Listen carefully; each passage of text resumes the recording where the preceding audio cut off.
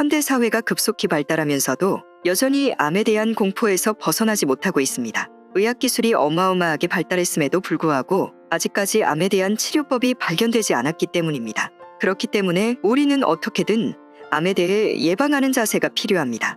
특히 암은 우리가 평소 자주 먹는 식품에도 크나큰 영향이 있는데 그렇다 보니 음식을 가려 섭취하는 것이 무엇보다 중요합니다. 오늘은 암이 좋아하는 음식 5가지에 대해 알아보도록 하겠습니다. 첫 번째는 설탕입니다. 설탕에도 유기농 설탕, 마스코바도 등 다양한 설탕이 있지만 어떤 설탕도 먹으면 안 된다고 합니다. 그 이유는 PET-CT라는 검사를 통해 암세포가 당을 얼마나 좋아하는지 확인했기 때문입니다. PET-CT란 공복을 몇 시간 유지한 다음 포도당과 유사한 물질을 주입해 전신의 미세한 변화를 관찰하는 영상 촬영 기법인데 이 원리 자체가 포도당을 먹이로 암세포의 특징을 이용한 검사입니다. 두 번째는 유제품입니다.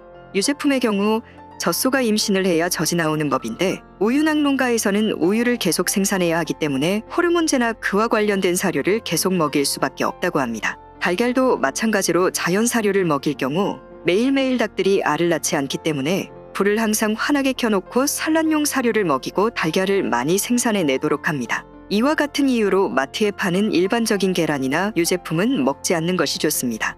세 번째는 가공식품입니다. 모든 인스턴트 식품과 가공식품은 99% 먹으면 안 됩니다.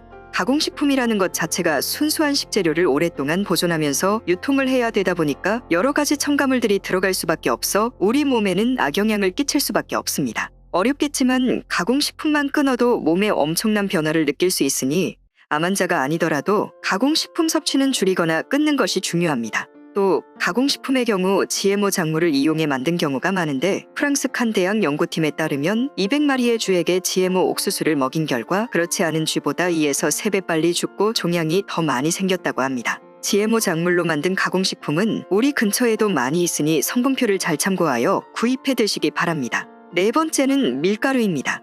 흰쌀, 흰 밀가루 등의 정제된 곡물류는 먹지 않는다고 합니다. 과거에는 과자나 빵, 떡 등을 좋아하는 입맛이라 자주 즐겨 먹었지만 이 음식들이 굉장히 독이 됐다고 판단해 밀가루가 들어가는 음식은 전혀 먹지 않았습니다. 정 밀가루 음식이 먹고 싶을 때에는 유기농 통밀가루를 구매해 직접 만들어 먹는 것이 좋습니다. 다섯 번째는 가열된 기름입니다. 가열된 기름을 먹지 않았다는 건 튀긴 음식이나 볶은 음식을 말하며 이런 음식들은 안 먹는 것이 건강에 좋다고 합니다. 요즘 나오는 식용유는 원료 자체가 별로 좋지 않은 경우가 대부분인데 치킨이나 튀긴 음식 등을 판매하는 음식점에서는 원가나 여러 가지 조건을 절약하기 위해 깨끗한 기름을 유지하는 게 더욱 쉽지 않을 것이기 때문입니다. 가급적 생들기름, 포도기름, 올리브유 등을 가열하지 않은 상태에서 샐러드에 뿌려 먹거나 채소 무침으로 먹는 것이 좋습니다.